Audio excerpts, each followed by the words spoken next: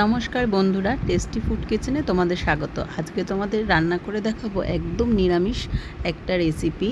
তার জন্য দেখো আমি কড়াইতে দিয়ে দিয়েছি তেল। প্রথমে কড়াইতে তেল দিলাম, ওই 2-3 চামচ মতো সর্ষের তেল দিয়েছি। তেলটা খুব ভালো করে গরম হলে তারপরে আমি দিয়ে দেবো এর মধ্যে পাঁচফোড়নটা ফোড়ন দিলাম। পাঁচফোড়নের যতক্ষণ স্মেল না বেরোবে ততক্ষণ কিন্তু আর কোনো কিছু দেওয়া যায় না। তো পাঁচফোড়নের স্মেলটা বেরিয়ে গেলে আমি দিয়ে দিলাম দেখো এর মধ্যে টমেটো। এই যে স্মেলটা বেরানো পর্যন্ত অপেক্ষা করলে খুব ভালো একটা স্মেল হয় তরকারিতে। এরপরে আমি দিয়ে দিলাম আদা বাটা।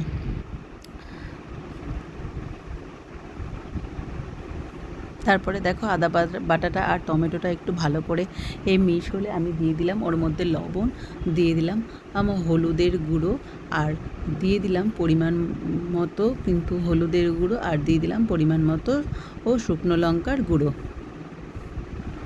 আর দিয়ে দিলাম এবার আমি জিরের গুঁড়ো। তারপরে খুব ভালো করে আমি একটু কষতে থাকবো।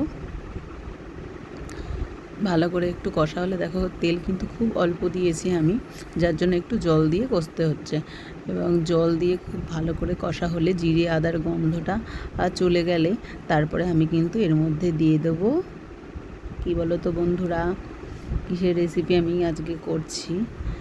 আচ্ছা, তোমরা দেখতেই পাবে, একটু ওয়েট করলেই দেখতে পাবে। আমার মশলাটা আসলে একটু ভালো করে কষা হলেই তারপরে দেখতে পাবে আমি কি দিয়ে দেবো এর মধ্যে। এবার আমি একটু দিয়ে দিলাম স্বাদ মতো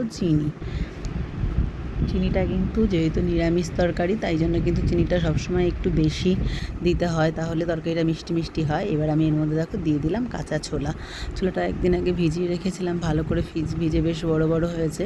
তারপরে আমি এই কাঁচা ছোলাটাকেও কিন্তু মশলাটার সঙ্গে একটু ভালো করে কষিয়ে নেবো। হ্যাঁ, এইবার দেখো আমি কি দিয়ে দিয়েছি, লাউ।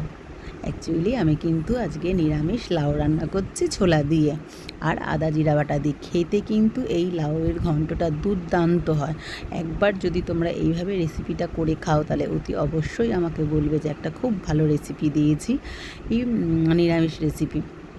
তো এইভাবে তোমরা লাউ ঘন্ট করে খাও, খেয়ে তারপরে বলবে এই লাউ ঘন্টটা এতই খেতে সুস্বাদু হয় যে এটা তোমরা ভাত দিয়েও খেতে পারবে আর রুটি পরোটার সাথেও কিন্তু খেতে পারবে। এতই সুন্দর সুস্বাদু হয় এই লাউ ঘন্টটা খেতে।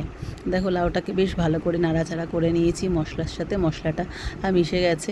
আর দেখো এই যে ছোলাগুলোও কিন্তু খুব ভালো সেদ্ধ হয়ে গেছে।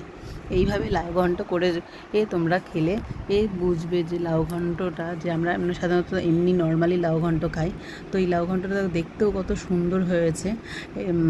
তোমরা কিন্তু এটা ইউটিউব থেকে দেখলে অবশ্যই কিন্তু ইউটিউব চ্যানেলটা আমার সাবস্ক্রাইব করে দেবে, আর ফেসবুক থেকে দেখলে ফলো করে দেবে। Thank you.